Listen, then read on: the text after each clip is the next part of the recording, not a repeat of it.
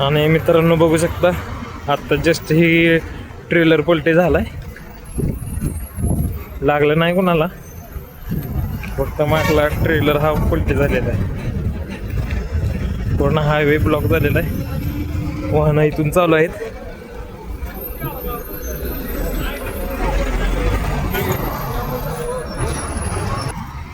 आणि हे बघू शकता तुम्ही दोस्तांनो, ह्याचा डायरेक्ट झोला बसल्यामुळे डायरेक्ट पलटी झालेला आहे. गाडी नीट चालवा एवढं आमचं म्हणणं आहे. तर दिवाळीचा पहिलाच दिवस आहे, तर मित्रांनो गाडी सावकाश चालवा ड्रायव्हरांनो, ड्रायव्हर मित्रांनो.